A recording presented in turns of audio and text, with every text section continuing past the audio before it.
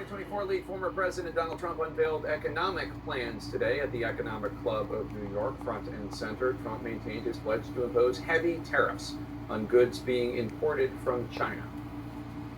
Save the U.S. auto industry from obliteration with a 27.5% tariff on all Chinese cars that remains in place to this day. Now I am going further. We will bring our automaking industry to the record levels of 37 years ago. And we'll be able to do it very quickly through tariffs.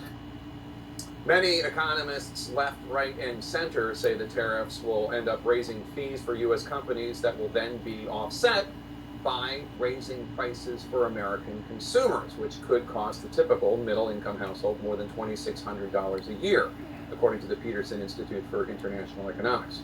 Mr. Trump also called for the creation of a government efficiency commission. That's an idea first floated by Elon Musk, who Trump said he would appoint to lead it.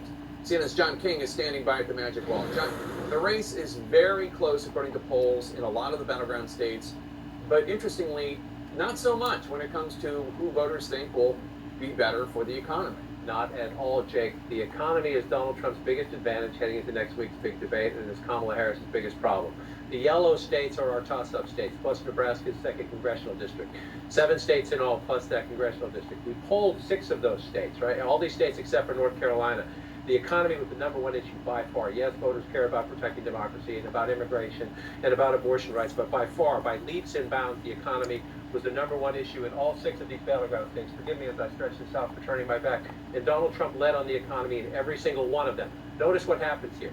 Trump up 5 points overall in Arizona, up on the economy by 15. In states where the advantage is not as big, Harris is leading by 1 in Georgia. That's a statistical tie. It's a smaller Trump advantage. In Michigan, Harris is up just outside the margin of error. It's a smaller Trump advantage, but still an advantage. Nevada's the outlier. It had the highest unemployment rate during COVID. Harris up 1 in our poll, again, a statistical tie. Trump up by 16 on the economy. But just look at every one of these states. Challenge #1, without a doubt, for Donald Trump is to protect that lead. It's at about 8 points nationally. It's in the battleground states that matter. That's what's keeping him competitive.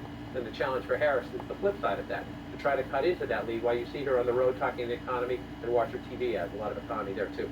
Let's talk about not only my favorite battleground state, but perhaps the most important one, the 19 electoral votes up for grabs in the Commonwealth of Pennsylvania. Now, Biden beat Trump there in 2020 by only 81,660 votes. Both the Harris campaign and the Trump campaign see victory in Pennsylvania as critical to winning the White House. Can you win without Pennsylvania? Yes. Is it much easier, though? It is. By electoral vote count, it is the largest of these battleground states, 19 electoral votes. So let's walk through what our polling told us. #1, as I said, we did not poll in North Carolina. I'm just going to lean that red for now because it has voted Republican consistently. Not that Kamala Harris can't win it. I'm just going to lean it red for now for this hypothetical.